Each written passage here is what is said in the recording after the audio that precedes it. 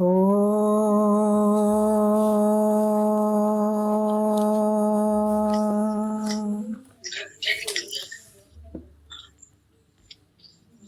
ಗುರುರ್ಬ್ರಹ್ಮ ಗುರುರ್ವಿಷ್ಣು ಗುರುರ್ದೇವೋ ಮಹೇಶ್ವರಃ ಗುರು ಸಾಕ್ಷಾತ್ ಪರಬ್ರಹ್ಮ ತಸ್ಮೈ ಶ್ರೀ ಗುರವೇ ನಮಃ.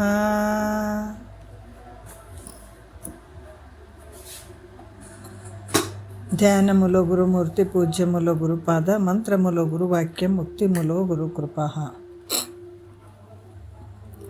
ಶ್ರೋತ್ರಿಯ ಬ್ರಹ್ಮನಿಷ್ಠ ಸದ್ಗುರು ಬಸವಾನಂದರ ಪಾದಕಮಲಗಳಿಗೂ ಹಾಗೂ ಅವರ ಪ್ರತಿರೂಪದಂಥ ನಿಜಗುಣಪ್ಪನವರ ಪಾದಕಮಲಗಳಿಗೂ ನನ್ನ ದೀರ್ಘದಂಡ ಪ್ರಣಾಮಗಳನ್ನು ಸಲ್ಲಿಸುತ್ತಾ, ಸದ್ಗುರು ಮಾರ್ಥಂಡ ಸಾಬಾಯಿ ಸದ್ಗುರುಗಳ ಪಾದಕಮಲಗಳಿಗೂ ಹಾಗೂ ರಾಯಪ್ಪ ಸದ್ಗುರುಗಳ ಪಾದಕಮಲಗಳಿಗೂ ನನ್ನ ದೀರ್ಘದಂಡ ಪ್ರಣಾಮಗಳನ್ನು ಸಲ್ಲಿಸುತ್ತಾ, ಗುರು ಸ್ವರೂಪರಾದಂಥ ನನ್ನ ಪತಿದೇವರಿಗೂ ಕೂಡ ನನ್ನ ದೀರ್ಘದಂಡ ಪ್ರಣಾಮಗಳನ್ನು ಸಲ್ಲಿಸುತ್ತಾ, ಮನದಲ್ಲಿ ಸ್ಮರಿಸಿಕೊಳ್ಳುತ್ತಾ, ತಮ್ಮೆಲ್ಲರಿಗೂ ವಂದಿಸುತ್ತಾ, ಇವತ್ತಿನ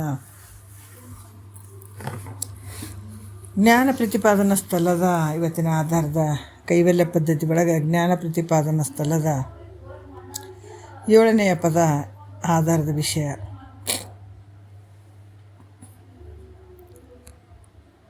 ಭಾಳಷ್ಟು ಅದ್ಭುತವಾದಂಥ ವಿಚಾರಗಳನ್ನು ಅವರು ನಮಗೆ ಹೇಳ್ತಾ ಇದ್ದಾರೆ.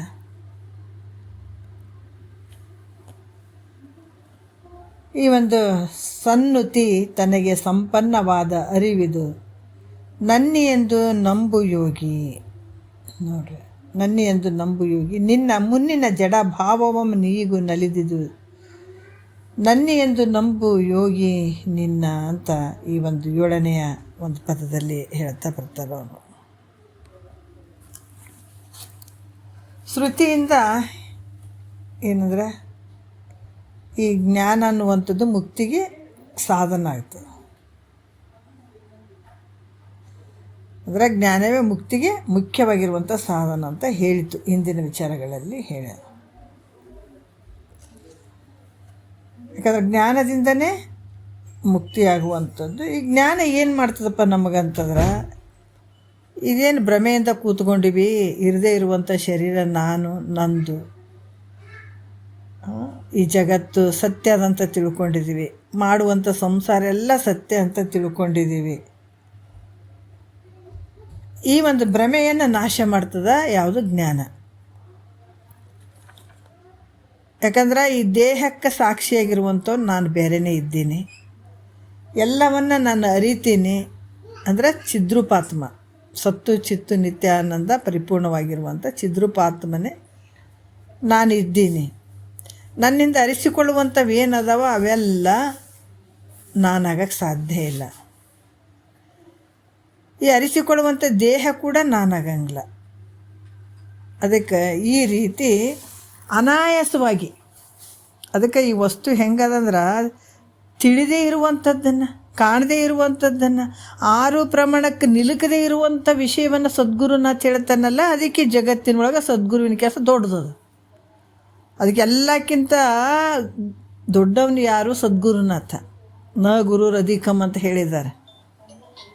ಅಂಥ ಒಂದು ವಿಷಯವನ್ನು ನಮಗೆ ಮನವರಿಕೆ ಆಗಂಗೆ, ಅನುಭವಕ್ಕೆ ಬರಂಗೆ, ಅಪರೋಕ್ಷ ಜ್ಞಾನ ಆಗಂಗೆ ಹೇಳುತ್ತಾನಲ್ಲ, ಅಂದ್ರೆ ಗುರುವಿಂದೇನು ಸಣ್ಣ ಕೆಲಸನ.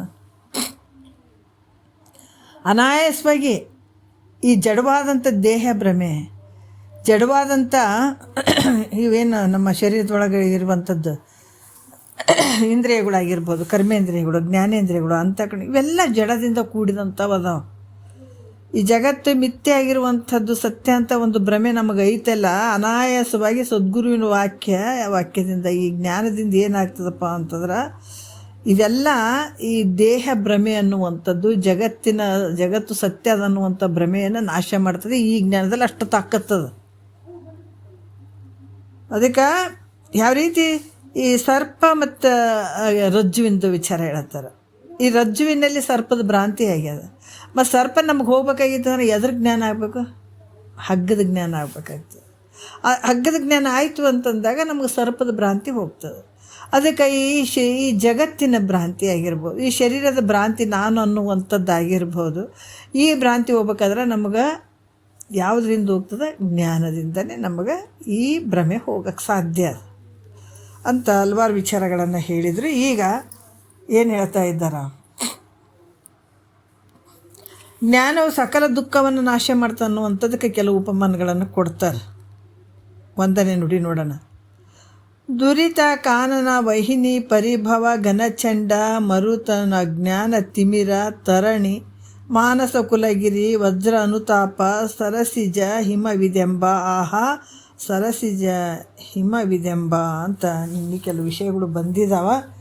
ಆದರೆ ಒಂದು ಸ್ವಲ್ಪ ನೋಡ್ಕೊಂಡು ಕೇಸಿ ಹೋಗೋಣ. ಇದಾಗಿದೆ ನಿನ್ನೆ. ಯಾವ ರೀತಿ ಒಂದು ಅಜ್ಞಾನದ ಒಂದು ದಟ್ಟವಾದ ಒಂದು ಕಾಡು ಬೆಳೆದ್ಬಿಟ್ಟದ. ಅದಕ್ಕೆ ಮನುಷ್ಯನಿಗೆ ಯಾವುದೋ ಒಂದು ಕಾಡು ಬೆಳೆದಾಗ ಮನುಷ್ಯನಲ್ಲಿ ಒಳಗೆ ಹೋಗೋಕ್ಕೆ ಅವಕಾಶನೇ ಇರೋಂಗಿಲ್ಲಲ್ಲ. ಹಂಗೆ ಅನಂತ ಜನ್ಮಗಳಲ್ಲಿ ಪಾಪದ ರಾಶಿ ಅನ್ನುವಂಥ ಕಾಡು ಬೆಳೆದದ. ಅದಕ್ಕೆ ಆ ಕಾಡಿಗೆ ಒಂದು ಸಣ್ಣ ಕಿಡಿ ಬೆಂಕಿ ಬಿದ್ದರೆ ಅದು ಹೆಂಗೆ ಸುಟ್ಟೋಗ್ತದೋ ಹಂಗೆ ಜನ್ಮಾಂತರ ಮಾಡಿದಂಥ ಪಾಪದ ರಾಶಿಗೆ ಜ್ಞಾನ ಅನ್ನುವಂಥ ಕಿಡಿ ಬಿದ್ದಾಗ ಒಂದೇ ಸಲಕ ಸುಟ್ಟು ಭಸ್ಮ ಆಗಿಬಿಡ್ತದೆ. ನೋಡಿರಿ ಎಷ್ಟು ಅದ್ಭುತ ಅದು. ಭಾಳ ಟೈಮ್ ತೊಗೊಳಂಗಿಲ್ಲ. ಎಷ್ಟು ಸಂಚಿತ ಕರ್ಮ ಏನೇನದ ನೀವು ಮಾಡಿದಂಥ ಪಾಪದ ರಾಶಿ ಏನದ, ಈ ಜ್ಞಾನ ಒಂದು ಸ್ವಲ್ಪ ನಿನ್ನಲ್ಲಿ ಅಳವಟ್ಟಿತು ಅಂತಂದಾಗ ಒಂದೇ ಸಲಕ್ಕೆ ಬೆಂಕಿ ಎದ್ದು ದಗ ದಗ ದಗ ಅಂತ ಹುರಿದು ಎಲ್ಲ ಪಾಪ ಎಲ್ಲ ನಿವೃತ್ತಿ ಆಗ್ತಂದ್ರೆ ಎಷ್ಟು ಶಕ್ತಿ ಇರೋದು ಬೇಡ ಇದರಲ್ಲಿ. ಅಂಥ ಒಂದು ಜ್ಞಾನ ಇದು. ಮತ್ತು ಈಗ ನಾವು ಎರಡನೇ ನುಡಿ ನೋಡೋಣ ಹೆಂಗೈತಂತ. ಈಗ ಸಕಲ ಸುಖವನ್ನುಂಟು ಮಾಡುವಂಥ ಸಾಮರ್ಥ್ಯ ಜ್ಞಾನದಲ್ಲೇ ಐತೆ. ಅಲ್ಲೇನು ಹೇಳಿದ್ರು, ಸಕಲ ದುಃಖಗಳನ್ನು ಕಳೆಯುವಂಥ ಶಕ್ತಿಯ ಸಾಮರ್ಥ್ಯ ಎಲ್ಲೈತಪ್ಪ ಅಂದರೆ ಜ್ಞಾನದಲ್ಲೇ ಐತೆ ಅಂತ ಹೇಳಿದರು. ಸಕಲ ಸುಖವನ್ನು ಉಂಟು ಮಾಡುವಂಥ ಶಕ್ತಿ ಕೂಡ ಈ ಜ್ಞಾನದಲ್ಲೇ ಐತೆ ಹೇಳ್ತಾರೆ ಎರಡನೇ ನುಡಿಯಲ್ಲಿ. ಸಾರ ಸುಖದ ಸುಧಾವಾರಿಧಿ ಸುಕೃತದ ಮೇರು ಮುಕ್ತಿಯ ಜನ್ಮಭೂಮಿ ಚಾರು ಸಿದ್ಧಿಗಳ ಮಂದಾರ ವಿಷಯದ ಮೂಲ ಕಾರಣದಿರವಿದೆಂಬ. ಆಹಾ, ಕಾರಣದಿರವಿದೆಂಬ ಅಂತ ಹೇಳ್ತಾರೆ. ಏನು ಹೇಳ್ತಾ ಇದ್ದಾರೆ, ಸಾರ ಸುಖದ, ಸಾರ ಅಂದರೆ ಶ್ರೇಷ್ಠವಾದಂಥದ್ದು, ಸುಖ ಅನ್ನುವಂಥದ್ದು, ಸುಧಾ ಅಂದರೆ ಅಮೃತ, ವಾರಿಧಿ ಅಂದರೆ ಸಮುದ್ರ, ಸುಕೃತ ಅಂದರೆ ಪುಣ್ಯ. ಅದಕ್ಕೆ ಸಾರ ಸುಖದ ಸುಧಾ ವಾರಿಧಿ ಅಂತ ಹೇಳ್ತಾರೆ. ಶ್ರೇಷ್ಠವಾದಂಥ ಸುಖದ ಸುಧಾ ಅಮೃತಕ್ಕೆ ಸಮಾನವಾದಂಥ ಈ ಸಮುದ್ರ ಉಪಾದಿಯಿಂದ ಕೂಡಿದಂಥ ಅದರ ಉಪಾಧಿ ಮೂಲಕ ಭೇದವಾಗಿ ತೋರುವ 8 ವಿಧ ಆನಂದಗಳಲ್ಲಿ ಉಪಾಧಿ ಮೂಲಕ 8 ಆನಂದಗಳು ತೋರ್ತಾವೆ. ಆ ತೋರುವ 8 ಆನಂದಗಳಲ್ಲಿ ಶ್ರೇಷ್ಠವಾದಂಥ ಆನಂದ ಯಾವುದು ಅಂತಂದರೆ ಇದು ವಿದ್ಯಾನಂದ, ಅಂದರೆ ಬ್ರಹ್ಮಾನಂದ. ಯಾಕಂತಂದ್ರೆ ಈ 8 ವಿದ್ಯೆಗಳಲ್ಲಿ ಶ್ರೇಷ್ಠವಾಗಿರುವಂಥದ್ದು ವಿದ್ಯೆ ಯಾವುದು ಅಂದರೆ ಬ್ರಹ್ಮಾನಂದ ಅಥವಾ ವಿದ್ಯಾ ಆನಂದದ ಇದೇನದು ವಿದ್ಯೆ ಬ್ರಹ್ಮವಿದ್ಯೆ. ಇದು ಇಂಥ ಆನಂದ ಅನ್ನುವಂಥದ್ದು ಸುಧಾ ಅಂದ್ರೆ ಇದು ಅಮೃತಕ್ಕೆ ಸಮಾನವಾಗಿರುವಂಥದ್ದು. ಈ ಜ್ಞಾನ ಹೆಂಗದ, ಸಮುದ್ರೋಪಾದಿಯಿಂದ ಕೂಡ್ಯದು, ಇಟಿಟ್ ಅಂತಲ್ಲ, ಕಿಟ್ ಅಂತಲ್ಲ, ಇದು ಸಮುದ್ರೋಪಾದಿಯಿಂದಿರುವಂಥದ್ದು ಈ ಆನಂದ. ಅದು ಅಮೃತಕ್ಕೆ ಸಮ ಅಂತ ಹೇಳ್ತಾರೆ ಅವರು. ಅದಕ್ಕೆ ಅತ್ಯಧಿಕವಾದಂಥ ಪುಣ್ಯಕ್ಕೆ ಈ ಜ್ಞಾನ ಮೇರು ಸದೃಶ ಆಗ್ಯದ ನೋಡಿ. ಭಾಳ ದೊಡ್ಡ ಪುಣ್ಯ ಇದು. ಅದಕ್ಕೆ ಇಲ್ಲಿ ನಾವು ಹೇಳೋದು ಏನಂತಂದ್ರೆ, ಇವು ಕಿವಿಯಾಗ ಬೀಳುತ್ತಾವ ಅಂತಂದ್ರೆ ಭಾಳ ಜನ್ಮದ ಪುಣ್ಯ. ಅವ್ರು ಏನು ಹೇಳಿದಾರ, ಯಾವಾಗ ಈ ಜಗತ್ತು ಹುಟ್ಟ್ಯದ ಇದನ್ನೊಮ್ಮೆ ಕೇಳಿದೊಡೆ ಈ ಲೋಕ ದುದಿಯಾದಿ ಬಳಿಕಿಂದು ಪರ್ಯಂತ. ಈ ಜಗತ್ತು ಯಾವಾಗ ಹುಟ್ಟ್ಯದ ಅಲ್ಲಿಂದ ಇಲ್ಲಿಯ ಮಠ, ಇಲ್ಲಿ ಏನು ಕುಂತು ಗುರು ಮುಖಾಂತರ ಕುಂತು ಕೇಳಕತ್ತೀವಲ್ಲ, ಅಲ್ಲಿಂದ ಹಿಡ್ಕೊಂಡು ಇಲ್ಲಿಯವರೆಗೂ ಮಾಡಿದಂಥ ಪುಣ್ಯದ ಫಲ ಇದು. ಅದಕ್ಕೆ ಇದು ಅತ್ಯಧಿಕವಾದ ಪುಣ್ಯಕ್ಕೆ ಈ ಜ್ಞಾನ ಹೆಂಗೈತಪ್ಪ ಅಂದ್ರೆ ಮೇರು ಸದೃಶವಾಗಿರುವಂಥದ್ದು. ಇಲ್ಲಿ ಕೂಡ ಹೇಳ್ತಾರೆ, ಸಚ್ಚಿದಾನಂದ ಪರಬ್ರಹ್ಮ ಏನಂದ್ರೆ ಬ್ರಹ್ಮ ಅಭಿನ್ನ. ಅಂದ್ರೆ ಬ್ರಹ್ಮ ಅಭಿನ್ನ ಅಂತಂದ್ರೇನು, ಬೇರೆ ಬೇರೆ ಅಲ್ಲ, ಪ್ರತ್ಯೇಗಾತ್ಮ. ಅಂತ ಸಚ್ಚಿದಾನಂದ ಪರಬ್ರಹ್ಮ ಸ್ವರೂಪನೇ ನಾನಿದ್ದೀನಿ, ಆ ಪ್ರತ್ಯೇಗಾತ್ಮನೇ ನಾನಿದ್ದೀನಿ ಅನ್ನುವಂಥ ಒಂದು ಜ್ಞಾನ, ಅದು ಪುಣ್ಯ ಆಗ್ಯದ. ಪುಣ್ಯ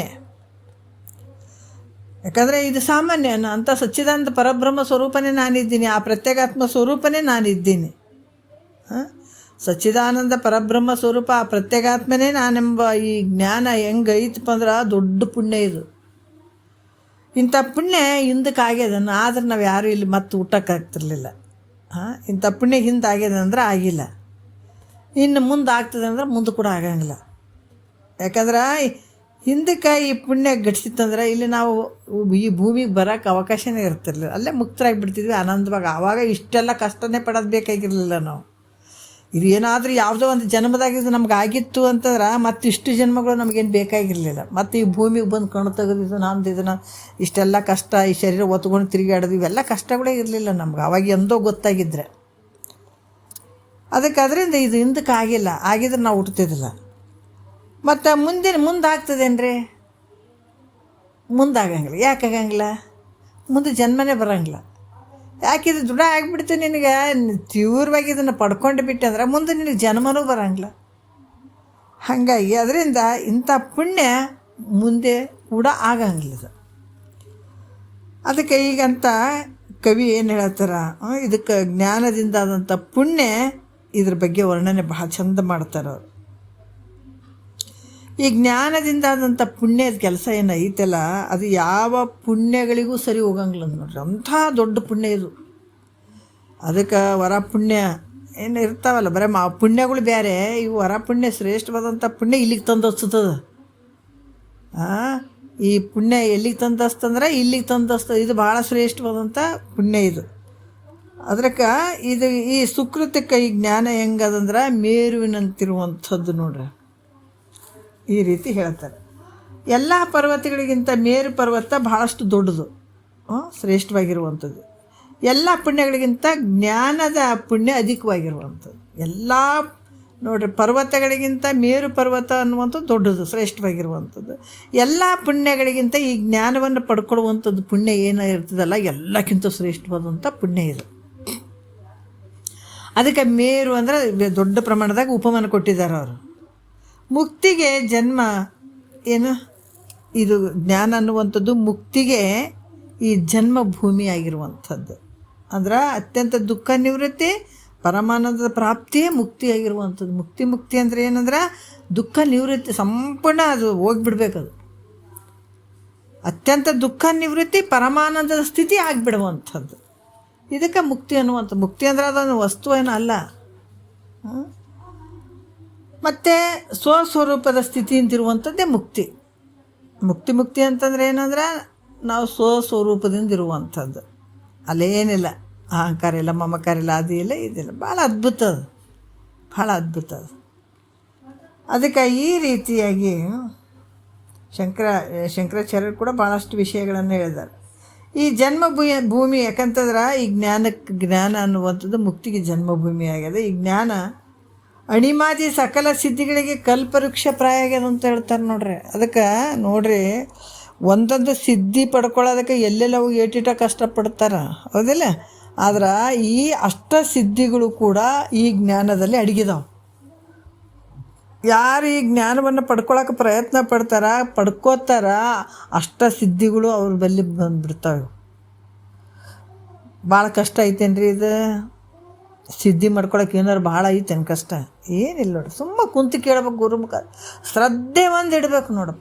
ಶ್ರದ್ಧೆ, ನಂಬಿಕೆ, ವಿಶ್ವಾಸ ಅನ್ನುವಂಥದ್ದು ಇಟ್ಬಿಟ್ರೆ ಅದಕ್ಕೆ ಹೇಳ್ತಾರ, ಅಣಿಮಾದಿ ಸಕಲ ಸಿದ್ಧಿಗಳಿಗೆ ಇದು ಕಲ್ಪವೃಕ್ಷ ಇದ್ದಂಗೆ ಇದು ಜ್ಞಾನ.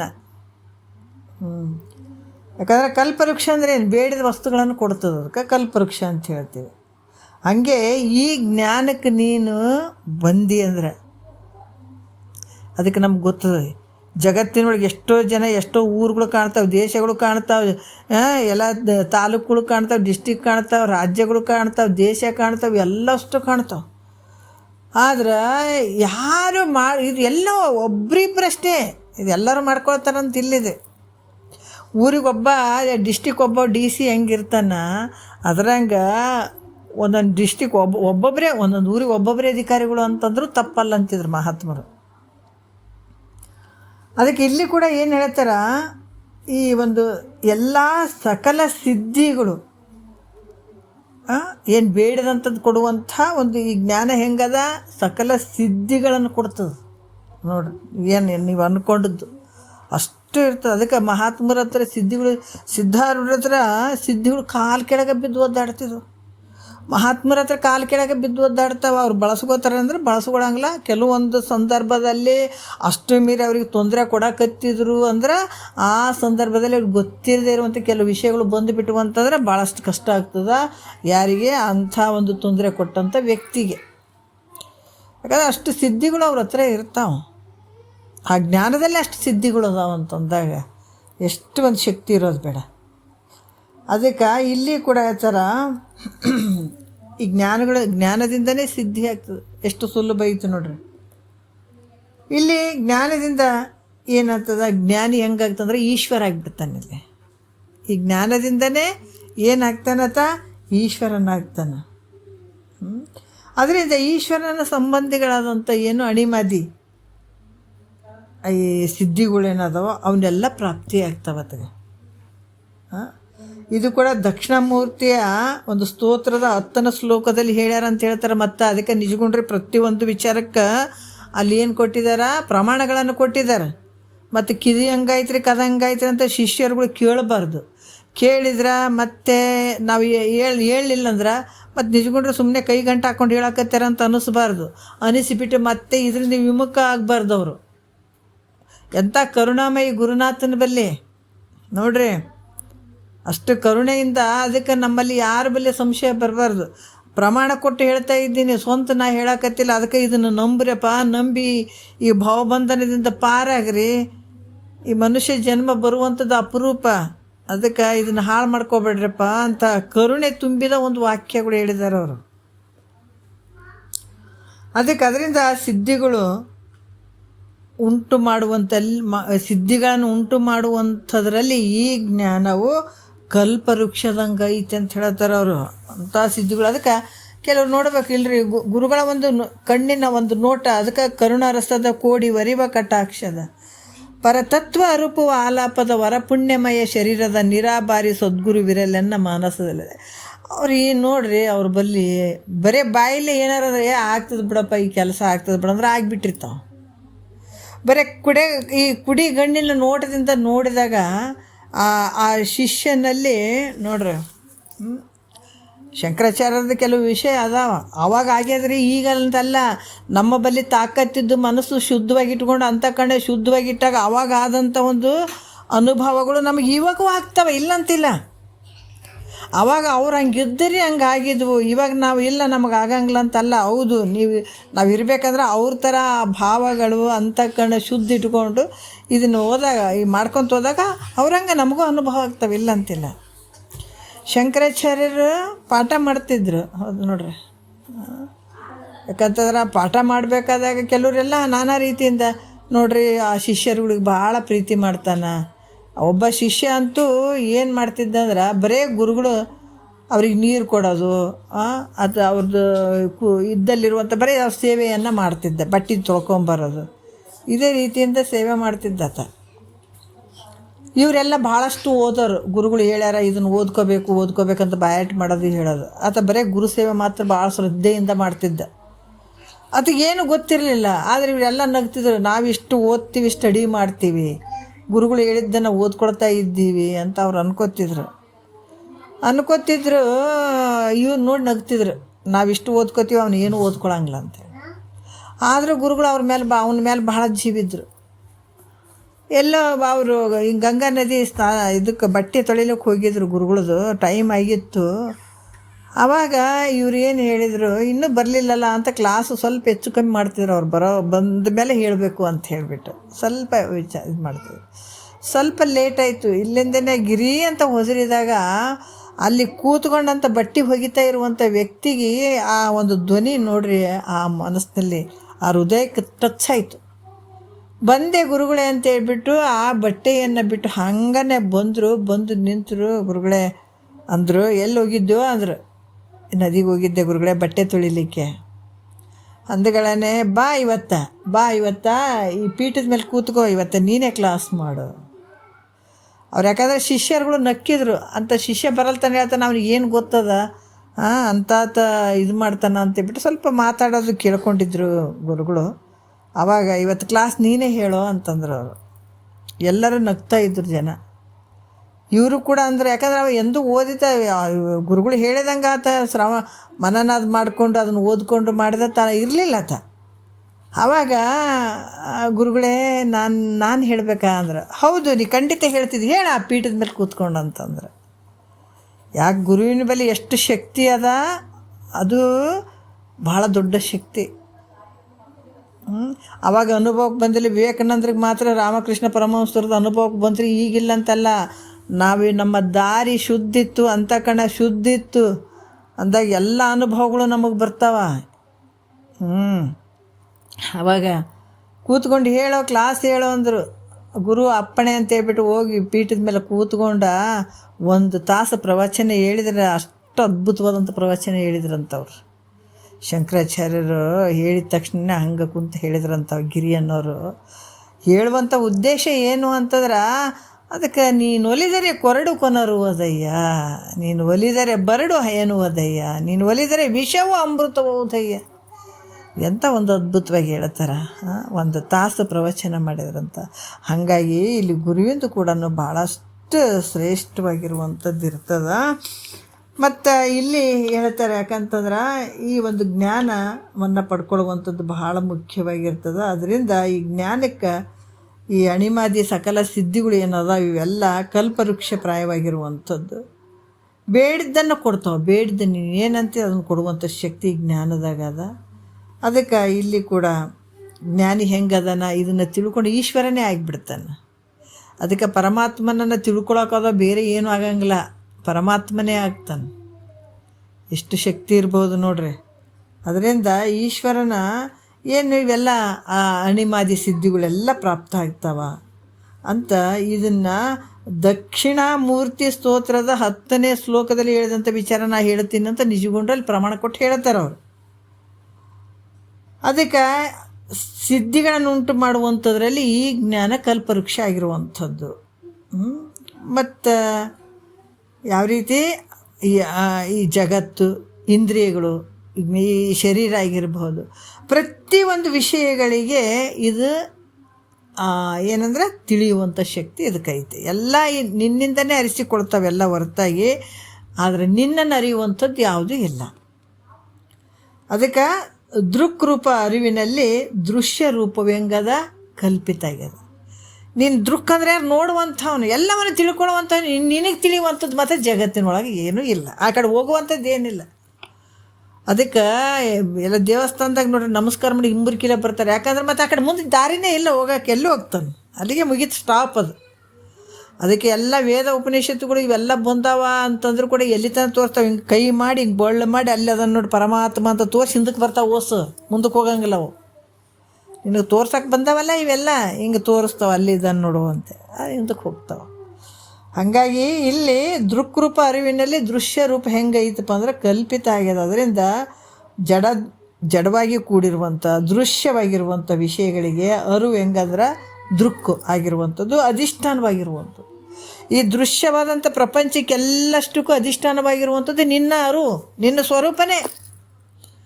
ಭಾಳ ಎಷ್ಟು ಅದ್ಭುತ ಐತಿ ನೋಡ್ರಿ. ಪರಮಾತ್ಮನ ಬೇರೆ ಕಡೆ ಹುಡ್ಕಕತ್ತೀವಿ, ಪರಮಾತ್ಮನ ಬೆಳಕಿನಲ್ಲೇ ನಾವು ಓಲಾಡಕತ್ತೀವಿ, ಪರಮಾತ್ಮನ ಆಶ್ರಯದಲ್ಲೇ ಇಷ್ಟು ಹುಟ್ಟಿದಂಗೆ ಆಗಕತ್ತದ, ಸತ್ತಂಗೆ ಆಗಕತ್ತದ, ವ್ಯವಹಾರ ಮಾಡ್ದಂಗೆ ಆಗಕತ್ತೀವಿ. ಈ 1 2 ಬಟ್ ಭಾಳ ದೂರ ಅದಾನೆ ಅಂದ್ರೆ ಭಾಳ ಹತ್ರ ಅದಾನೆ, ಅದನ್ನು ದೂರ ಮಾಡಿಬಿಟ್ಟಿವಿ ನಾವು.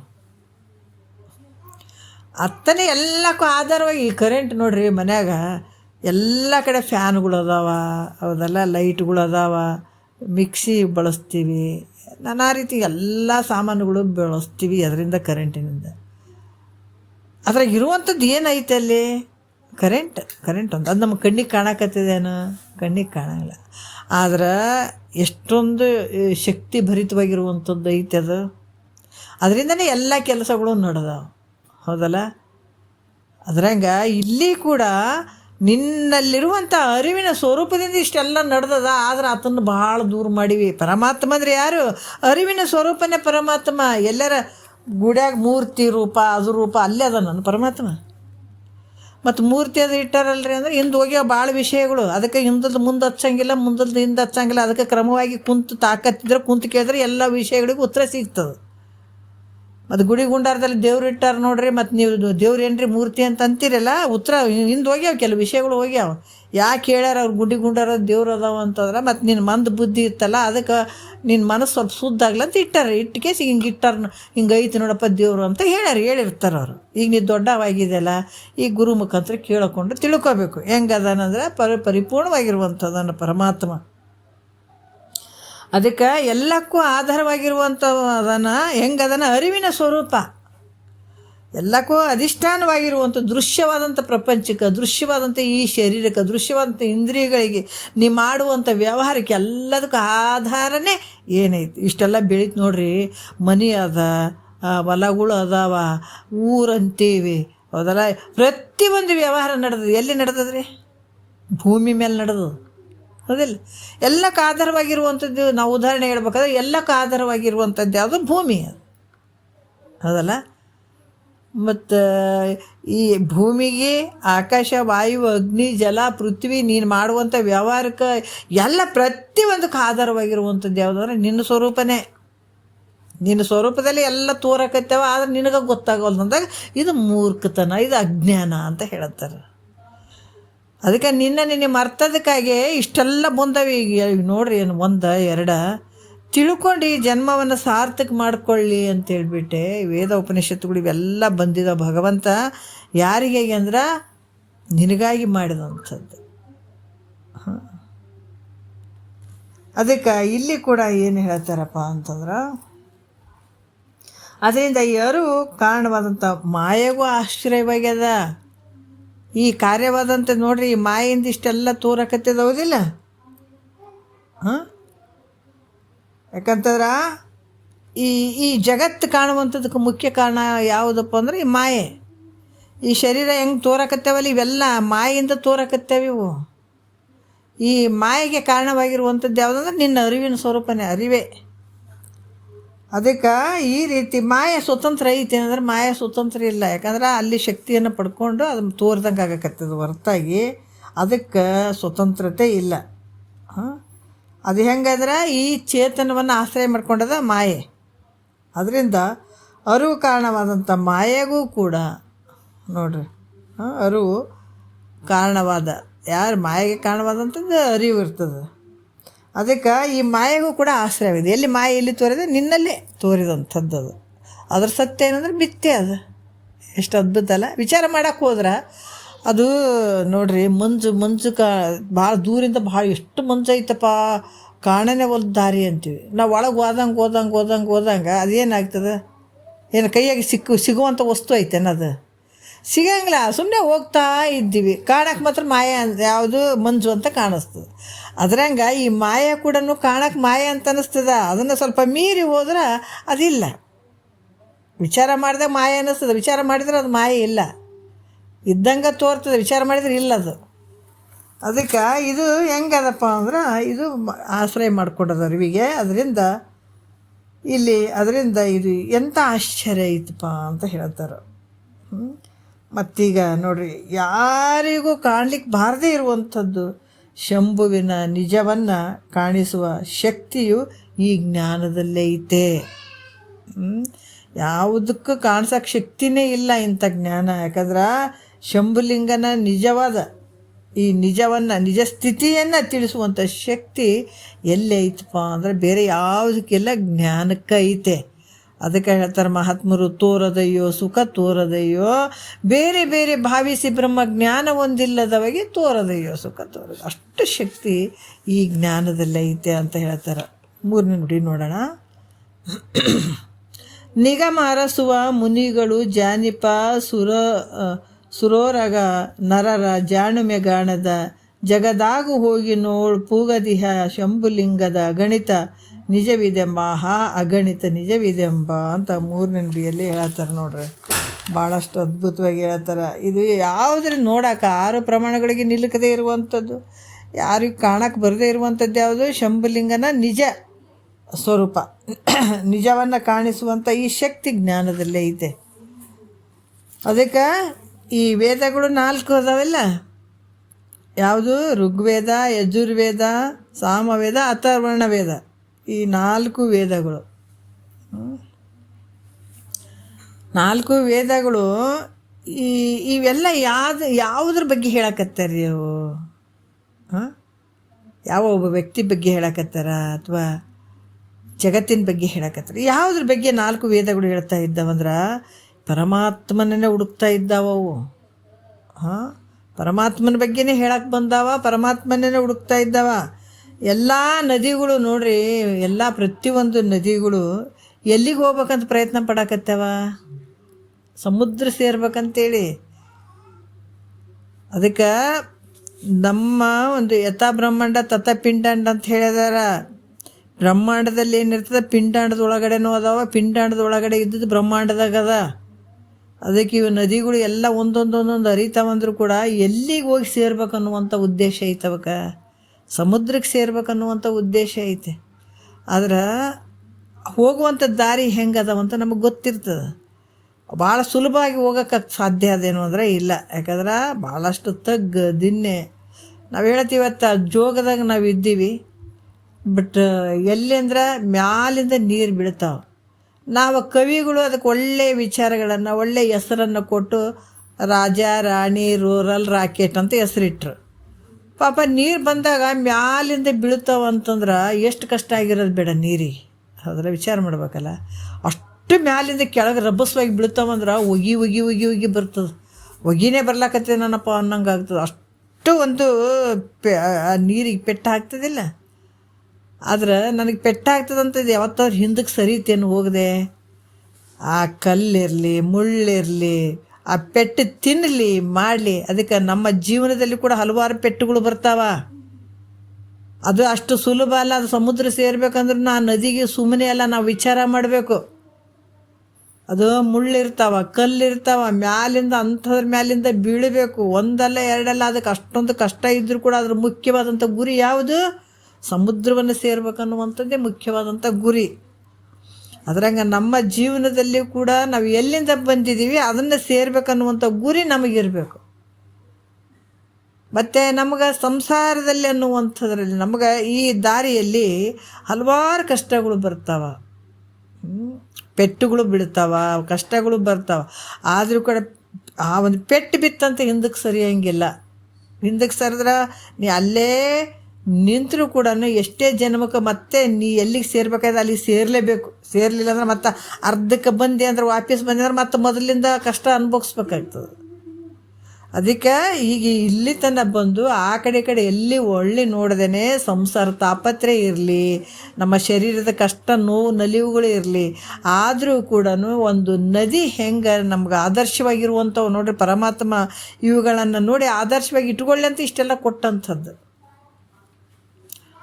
ಅದು ಯಾವಾಗ ಎಷ್ಟೇ ತೊಂದರೆ ಇದ್ದರೂ ಕೂಡ ತಾನು ಎಲ್ಲಿಂದ ಬಂದಿದ್ದೀನಿ ಅಲ್ಲೇ ಸೇರ್ಬೇಕನ್ನುವಂಥ ಭಾವದಲ್ಲಿ ಆ ನದಿ ಹೋಗಿ ಸಮುದ್ರ ಸೇರಿದಾಗ ಆನಂದ ಆಗ್ತದಲ್ಲ, ಅದೇ ರೀತಿ ಕೂಡ ನಾವು ಎಲ್ಲಿಂದ ಬಂದೀವಿ ಅಲ್ಲಿಗೆ ಸೇರಬೇಕಾದಾಗ ಮಧ್ಯೆ ಬೇಕಾದಷ್ಟು ತಾಪತ್ರೆಗಳು, ಕಷ್ಟ ನೋವು ನಲಿವುಗಳು ಬಂದರೂ ಕೂಡ ಆ ವ್ಯಕ್ತಿ ಹಿಂಜರಿಬಾರ್ದು.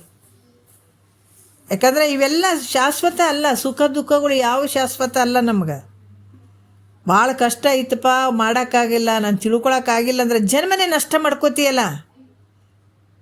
ಕಾಲಾಗ ಮುಳ್ಳು ಐತಪ್ಪ, ಅದನ್ನು ತೊಗೊಳಕ್ಕೆ ಅದನ್ನು ಅಷ್ಟಕ್ಕೆ ತೊಗೊಂಡು ಬಿಟ್ರೆ ಭಾಳ ಚಂದ ಆಗ್ತದಲ್ಲ. ಮತ್ತು ಇಲ್ಲರಿ ಅದು ಇರಲಿ ಬಿಡ್ರಿ ಅಂತ ಬಂದ್ರೆ ಮುಂದೆ ಏನಾಗ್ತದೆ, ಕಾಲು ಕಟ್ ಮಾಡೋ ಪರಿಸ್ಥಿತಿ ಬರ್ತದೆ. ಪೂರ್ತಿ ಶರೀರ ತುಂಬ ಆಗಿಬಿಡ್ತದೆ. ಏನಂದ್ರೆ ಈ ಶುಗರ್ದಲ್ಲಿ ಗ್ಯಾಂಗ್ರೀನ್ ಥರ ಆಯ್ತಂದಾಗ ಇಡೀ ಶರೀರನೇ ಭಾಳಷ್ಟು ಕಷ್ಟಕ್ಕೊಳಗಾಗ್ತದೆ. ಅದೇ ರೀತಿ ನಮ್ಗೆ ಕಷ್ಟ ಐತಪ್ಪ, ಸಂಸಾರ ಕಷ್ಟ ಐತೆ, ನಮಗೆ ಕೇಳೋಕ್ಕಾಗಂಗಿಲ್ಲ, ಹೌದಾ. ಮತ್ತು ಶರೀರದ ಬಾಧೆಗಳು ಅದಾವೆ, ನಮಗೆ ಕೇಳೋಕ್ಕಾಗಂಗಿಲ್ಲ ಅಂತ ನೀವು ಇಷ್ಟೇನಾದ್ರೂ ಹಿಂದಕ್ಕೆ ಸರಿದ್ರಿ ಅಂತಂದ್ರೆ ಮುಂದೆ ಇಡೀ ನಮ್ಮ ಮಾನವ ಶರೀರಕ್ಕೆ ತೊಟ್ಕೊಂಡು ಬಂದಿವಲ್ಲ, ಆ ಶರೀರ ತೊಟ್ಕೊಂಡು ಬಂದಂಥದ್ದು ಪೂರ್ತಿ ನಷ್ಟ ಆಗಿಬಿಡ್ತದೆ.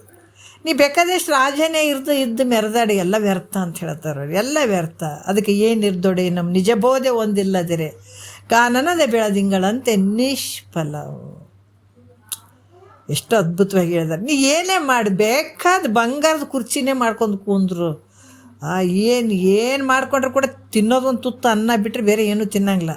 ಬೇಕಾದಷ್ಟು ಆದರೆ ನಿನ್ನ ಮನಸ್ಸಿನಲ್ಲಿ ನೀನು ಅಷ್ಟು ಭ್ರಮೆ ಇಟ್ಕೊಂಡಿರ್ತಿದ್ದೆ ಅಷ್ಟೇ ಹೊರತಾಗಿ ಅವು ಅದೇ ಹೇಳ್ತಾರಲ್ಲ, ನಾವು ಹೆಂಗೆ ಬಂದೀವಿ ಅಂದ್ರೆ ಹೋಟೆಲ್ಗೆ ಬಂದಂಗೆ. ಹೋಟೆಲ್ಗೆ ಬಂದ ವ್ಯಕ್ತಿ ಅಲ್ಲಿ ಊಟಕ್ಕೆ ಬಡಿಸೋರು ಇರ್ತಾರೆ, ಅಡುಗೆ ಮಾಡೋರು ಇರ್ತಾರೆ, ರೊಕ್ಕ ತೊಗೊಳೋರು ಇರ್ತಾರೆ, ಎಲ್ಲ ಜನ ಇರ್ತಾರೆ. ಆದ್ರೆ ನಾವು ನಮ್ಮವ್ರು ಅಂತೀವೇನು ಅವರಿಗೆ? ಅವ್ರನ್ನ ಗುತ್ತಿಗಿಡ್ತೀವೇನು? ಇಲ್ಲ. ಹೋಟೆಲ್ಗೆ ಬಂದೀವಪ್ಪ ಉಣ್ತೀವಿ ಅಂತೀವಿ. ಉಣ್ತೀವಿ, ಪ್ಲೇಟ್ಗಳು, ಚಮಚಗಳು, ಗ್ಲಾಸ್ಗಳು ಎಲ್ಲ ಕೊಟ್ಟಿರ್ತಾರೆ, ಉಣಬೇಕು, ಅಲ್ಲೇ ಬಿಡಬೇಕು, ಆ ಮನುಷ್ಯರನ್ನ ಅಲ್ಲೇ ಬಿಡಬೇಕು, ಬರ್ತೀವಿ ಮನೆಗೆ. ಅದ್ರಂಗೆ ಇಲ್ಲಿ ಕೂಡ ನಾವು ಬಂದೀವಿ ಅಂದ್ರೆ ಇದು ಹೋಟೆಲ್ ಇದ್ದಂಗೆ, ಉಣ್ಬೇಕು, ತಿನ್ನಬೇಕು, ಚಮಚ. ನಾವು ಹೊಲ ನಂಬದ, ಹೊಲ ನಿನ್ನ ಜೊತೆ ಬರ್ತದ. ಬಂಗಾರ ಅಂತ ಮೈ ಮೇಲೆ ತೊಗೊಂಡು ಎಷ್ಟೋ ದಿವ್ಸ ನೋಡ್ರಿ, ಒಬ್ಬೊಬ್ಬರು ಬಂಗಾರ ಇಲ್ಲ ನಮ್ಮ ಮೈ ಮೇಲೆ ಒಂದು ಈಟು ಅಂತ ಹೆಂಗನ ಅಂತ ಹತ್ತೋರು ಉಂಟು. ಆ ಬಂಗಾರ ಏನಾರು ನಿಮ್ಮ ಜೊತೆ ಬರ್ತಾವನು? ನೀ ಮಾಡಿದಂಥ ದೊಡ್ಡ ಮನೆ ಅಂತ ಮಾಡ್ತಿದ್ದಿ. ಯಾಕಂದ್ರೆ ಇದಕ್ಕೆ ಟೈಮ್ ಕೊಡ್ಲಾರ್ದ ಬ್ರಹ್ಮಜ್ಞಾನ ಪಡ್ಕೊಳಕ್ಕೆ ನೀನು ಟೈಮ್ ಕೊಡ್ದೇನೆ ಕೋಟಿಗಟ್ಟಲೆ ಮನೆ ಕಟ್ಟಿಸ್ತಿದ್ದಿ ಖರೆ. ಆದ್ರೆ ನಿನ್ನಿಂದ ಮನೆ ಬರ್ತದೇನ? ನೀ ಸತ್ರು ಒಂದು ತಾಸು ಮನೆಗೆ ಹಾಕಂಗಿಲ್ಲಲ್ಲ ನಿನಗೆ. ಕೋಟಿಗಟ್ಟಲೆ ಇರುವಂಥ ಮನೆಯೂ ನಿನ್ನ ಜೊತೆ ಬರೋಂಗಿಲ್ಲ, ನಿನ್ನ ಜೊತೆ ಹೆಂಡತಿ ಮಕ್ಕಳು ಬರೋಂಗಿಲ್ಲ. ನಿನ್ನ ಜೊತೆ ಇಟ್ಟಂತ ನಿನ್ನ ಆಲ್ಮರೆಗೆ ಇಟ್ಟು ರೊಕ್ಕ ಇಟ್ಟು ಬ್ಯಾಂಕಿನಾಗ ರೊಕ್ಕ ಜಮಾಸಿ ಇಡ್ತಿದ್ದಿ. ಪಟಕ್ಕನ ಏನಾರ ಆಯಿತು ಅಂದಾಗ ಆ ರೊಕ್ಕ ಕೂಡ ನಿನ್ನ ಜೊತೆ ಬರೋಂಗಿಲ್ಲ ಅಲ್ಲ. ಏನು ಬರ್ತಾವೆ? ಏನೇನು ಬರೋಂಗಿಲ್ಲ ನಿನ್ನ ಜೊತೆ.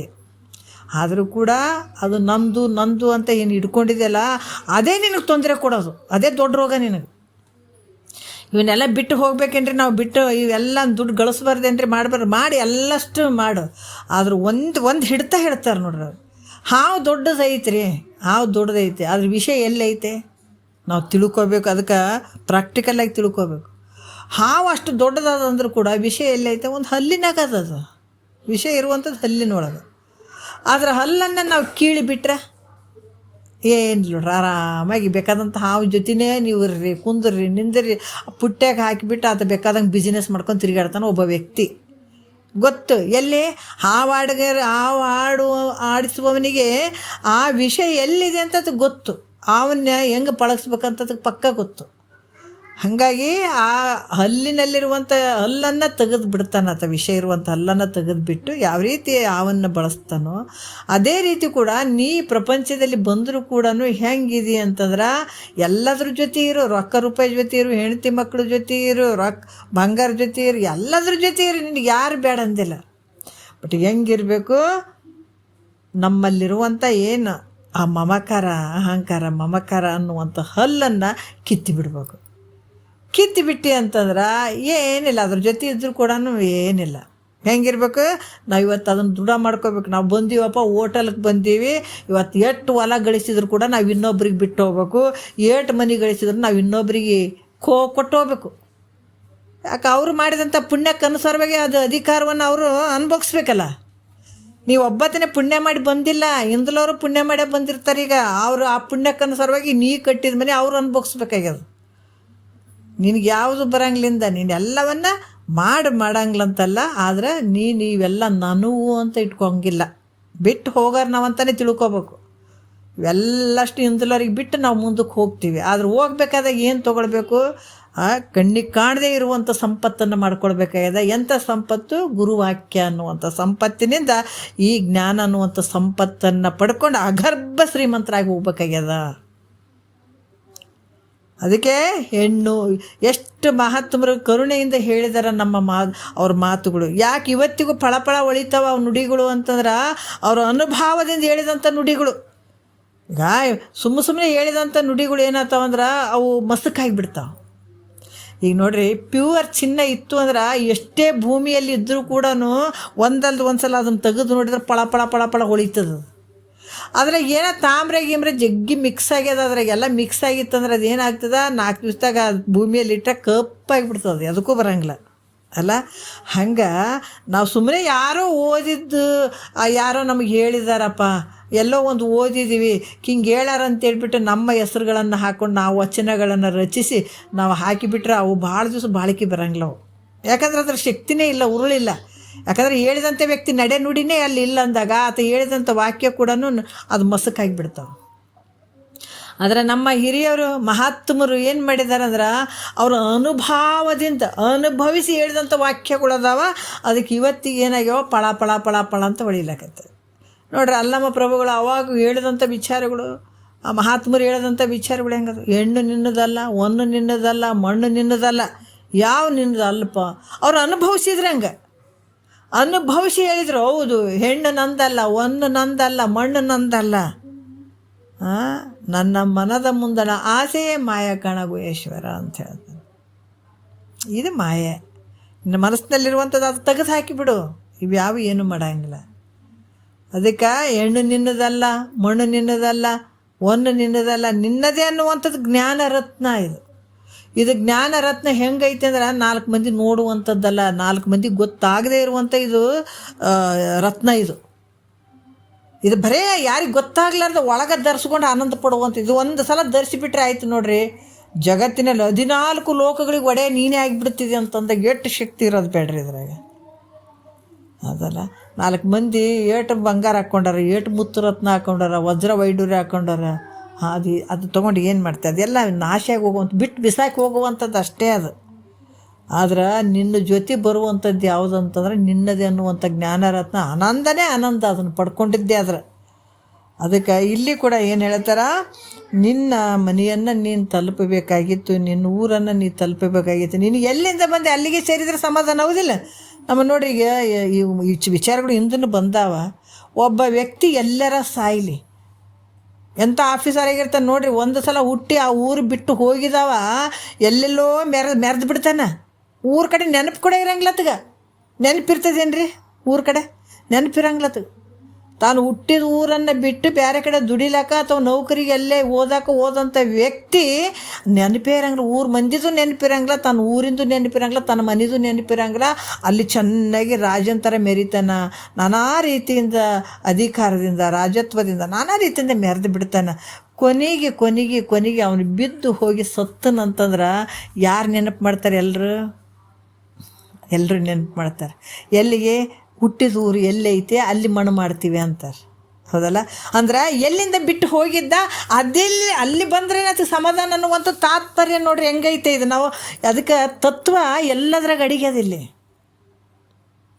ತತ್ವ ಇನ್ನೂ ಜಾಣರಾಗ್ತಾರೆ ಕೆಲವರು ಇನ್ನೂ ಜಾಣರಾಗ್ತಾರೆ. ಯಾಕಂದ್ರೆ ಇದೇ ಒಂದು ವಾಚ್ಯಾರ್ಥ ಲೆಕ್ಕದಾಗ ನಾವು ನೋಡಿದಾಗ ಊರು ಬಿಟ್ಟು ಹೋದಂಥವ್ರು ಕೊನೆಗಾಲದಲ್ಲಿ, ಇಲ್ಲಪ್ಪ ಕೊನೆಗಾಲ ವಯಸ್ಸಾಗ್ಯದಲ್ರಿ, ನಮ್ಮೂರು ನಮ್ಗೆ ಚಂದ್ರಿ, ನಾವಿದ್ದ ಊರಿಗೆ ಬಂದು ನಾವಿದ್ರೆ ಒಳ್ಳೇದ್ರಿ ಅಂತೇಳಿ ಬಂದು ಉಳ್ಕೊಂಡ್ಬಿಡ್ತಾರೆ ಅವರು. ಯಾಕಂದ್ರೆ ಏನಾರು ಆದರೂ ಕೂಡ ನಮ್ಮೂರು ನಮ್ಗೆ ಚಂದ ಅಂತ ಅವ್ರಿಗೆ ಗೊತ್ತಿರ್ತದೆ, ಅಲ್ಲಿ ಬರ್ತಾರೆ. ಹೌದಲ್ಲ? ಹಾಗಾಗಿ ಎಷ್ಟೇ ದೂರ ಎಲ್ಲೇ ಹೋದ್ರೂ ಕೂಡ ಯಾವಾಗ ಆ ಶರೀರವನ್ನು ತಂದು ಇದ್ದೂರಾಗ ಮಣ್ಣು ಮಾಡ್ಬೇಕನ್ನುವಂಥದ್ದು, ಆವಾಗ ಆ ಒಂದು ಸಂತೋಷ ಆಗ್ತದೆ ಅನ್ನುವಂಥದ್ದು ಹೆಂಗೈತೋ ಅದ್ರಂಗೆ ಜನ್ಮಾಂತರದಲ್ಲಿ ನಾವು ಇದ್ದು ನಮ್ಮ ಸ್ವಂತ ಊರನ್ನು, ನಮ್ಮ ಸ್ವಂತ ನಾವಿರುವಂಥ ಜಾಗವನ್ನು, ನಮ್ಮ ಊರನ್ನು ನಾವು ಬಿಟ್ಟು ಬಂದುಬಿಟ್ಟಿದ್ದೀವಿ. ಎಲ್ಲಿಂದ ಬಂದಿದ್ದೀವಿ ಅದನ್ನು ಪೂರ್ತಿ ಮರ್ತು ಬಿಟ್ಟಿದ್ದೀವಿ. ಈಗ ನಾವು ಯಾವುದ್ರ ಮೂಲಕ ಆ ಊರನ್ನು ತಲುಪಬೇಕಾಗ್ಯದ? ಈಗ ಸದ್ಗುರು ವಾಕ್ಯದ ಮೂಲಕ. ಸದ್ಗುರು ಒಬ್ಬನ ಇಲ್ಲಿ ಅಡ್ಡ ಬಂದ ನೋಡ್ರಿ. ಯಾಕಂದರೆ ಇವು ಮರ್ತು ಹೋಗಿಬಿಟ್ಟಿದ್ದಾವ. ಇಲ್ಲಾಂದ್ರೆ ಈ ಊರು ತಮ್ಮ ಮನೆಗಳು ಸೇರೋಕ್ಕೆ ಸಾಧ್ಯ ಇಲ್ಲ. ನಮ್ಮ ಮನೆ ನಮಗೆ ಎಲ್ಲೋ ಒಂದು ಜಾತ್ರೆಗೆ ಹೋಗಿರ್ತೀವಿ, 3 ದಿವಸ ಇರ್ತೀವಿ, ಜಾತ್ರೆ ಒಳಗೆ ಗದ್ದಲಕ್ಕೆ ಬಿದ್ದಿರ್ತೀವಿ, ಅಥವಾ ಯಾವುದೋ ಒಂದು ನೆಂಟರ ಮನೆಗೆ ಹೋಗಿರ್ತೀವಿ, ನಾವು ಸಮಾಧಾನದಿಂದ ಇರ್ತೀವೇನಲ್ಲಿ. ಏಯಪ್ಪ 4-5 ದಿವಸ ಆಯ್ತು ರೀ ಊರು ಬಿಟ್ಟು ಬಂದು, ನಮ್ಮ ಊರಿಗೆ ಹೋದ್ರೆ ನಮಗೆ ಸಮಾಧಾನ ರೀ ಎಟ್ಟೆ ಆಗಲಿ ಅಂತೀವಿಲ್ಲ? ಹೌದಿಲ್ಲ? ಏನಾರು ಅಂತೀವೇನು? ಇಲ್ಲರಿ, ಇಲ್ಲೇ ತಳ ಹುರ್ಕೊಂಡು ಕುಂತ್ಬಿಡಮ್ ತಗೊಳ್ರಿ, ನಮ್ಮೂರಿಗೆ ಯಾಕೆ ಹೋಗಮಂತೀವೇನು? ಇಲ್ಲಪ್ಪ, ನಮ್ಮೂರಾಗ ಹೋದ್ರೆ ನಮ್ಗೆ ಚಂದ. ಜಾತ್ರೆ 3 ದಿವಸ ಆಯ್ತಪ್ಪ, ನಮ್ಮ ಊರಿಗೆ ಹೋಗಿ ಯಾವಾಗ ಬಿದ್ದೇವು ಅನ್ನಂಗೆ ಆಗಿಬಿಟ್ಟದು ನೋಡ್ರಿ ಅಂತೀವಿ. ಹೌದಲ್ಲ? ಅದ್ರಂಗೆ ಇಲ್ಲಿ ತಿಳ್ಕೊ, ಜನ್ಮಾಂತರದಲ್ಲಿ ನಿನ್ನ ಊರನ್ನು ಬಿಟ್ಟಿದಿ. ಮಹಾತ್ಮರು ಇದನ್ನು ಎಚ್ಚರಿಕೆ ಕೊಡ್ತಾರೆ. ಇದು ದೊಡ್ಡ ಊರು, ಅದನ್ನು ಬಿಟ್ಟು ಬಂದಿದೆ. ಅದಕ್ಕೆ ನಿನಗೆ ಯಾವ ಜನ್ಮಾಂತರದಲ್ಲಿ ಎಲ್ಲ ಶರೀರಗಳನ್ನು ತೊಗೊಂಡು ಬಂದರೂ ಕೂಡ ನೀನು ನೆಮ್ಮದಿ ಶಾಂತಿ ಅನ್ನೋದಿಲ್ಲ. ಯಾಕಂದ್ರೆ ನಿನ್ನ ಊರು ಬಿಟ್ಟಿದ್ದೀನಿ, ನಿನ್ನ ಊರನ್ನು ಮರ್ತಿದ್ದೀನಿ.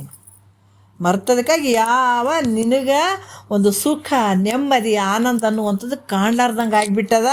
ಅದಕ್ಕೆ ನೀ ಭಾಳ ಒಳ್ಳೆಯವನಂತ ಅನಿಸಿದಾಗ, ಜೈಲಿನಾಗಿದ್ದಂಥ ವ್ಯಕ್ತಿಗಳಿಗೆ ಸನ್ನಡತೆಯ ಮೇಲೆ ರಾಷ್ಟ್ರಪತಿಗಳಾಗಿರ್ಬೋದು, ರಾಜ್ಯಪಾಲರಾಗಿರ್ಬೋದು, ಅವ್ರನ್ನ ಬಿಡುಗಡೆ ಮಾಡ್ತಾರೆ. ಹೌದಿಲ್ಲ? ಅದ್ರಂಗೆ ಈ ಭೂಮಿಗೆ ನಾವು ಬಂದೀವಿ ಅಂದ್ರೆ ನಮಗೆ ಸನ್ನಡತೆ ಬೇಕಿಲ್ಲಿ. ಪರಮಾತ್ಮ ನಮಗೆ ಸನ್ನಡತೆ ಅಂತನ್ನುವಂಥದ್ದು ಕೊಟ್ಟಾನ. ಯಾರು ಅಂಥ ಒಂದು ಸನ್ನಡತೆ ಉಳ್ಳಂಥವ್ರಾಗ್ತಾರೆ, ಸದ್ಗುಣಗಳನ್ನು ತೊಗೊಂಡವ್ರಾಗ್ತಾರೆ, ಸದ್ಗುಣಗಳಿಂದ ನಡತೆ ಉಳ್ಳಂಥವ್ರಾಗ್ತಾರೆ, ಆವಾಗ ಪರಮಾತ್ಮ ಏನು ಮಾಡ್ತಾನೆ? ಒಂದು ಗುರು ರೂಪಾಗಿ ಬಂದು ಆವಾಗ ನಿರ್ಣಯ ಮಾಡ್ತಾನೆ.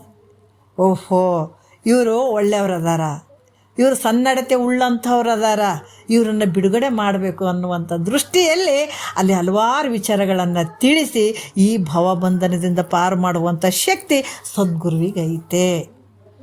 ಆವಾಗ ನಮಗೇನಾಗ್ತದೆ, ಆನಂದವಾಗಿ ಅಪ್ಪ ಜೈಲು ಶಿಕ್ಷೆ ಮುಗೀತಪ್ಪ, ಇನ್ನು ನಮ್ಮ ಮನೆಗೆ ನಾವು ಹೋದ್ರೆ ನಾವು ಆನಂದವಾಗಿರ್ತೀವಿ, ಆವಾಗ ಇಂಥ ಕೆಲಸ ಯಾವತ್ತೂ ಮಾಡಬಾರ್ದು ಅಂತ ಆನಂದವಾಗಿ ಆ ಜೈಲಿನಾಗಿದ್ದಂಥ ವ್ಯಕ್ತಿ ಹಲವಾರು ಕಷ್ಟಗಳನ್ನು ಅನುಭವಿಸಿ ಯಾವಾಗ ಸನ್ನಡತೆ ಆಧಾರದ ಮೇಲೆ ಮನೆಗೆ ಕಳಿಸಿದ್ರಂದ್ರೆ ಅವ ಆನಂದವಾಗಿ ಹೆಂಗಿರ್ತಾನೋ ಅದೇ ರೀತಿ ಕೂಡ ಸದ್ಗುರು ವಾಕ್ಯವನ್ನು ನಂಬಿ ನಾವು ಅದೇ ರೀತಿ ನಡ್ಕೊಂಡಾಗ ನಮ್ಮನೆ ನಾವು ಸೇರಿದಾಗ ಆದಂಥ ಅನುಭವ, ಅದ್ಭುತವಾದಂಥ ಅನುಭವ.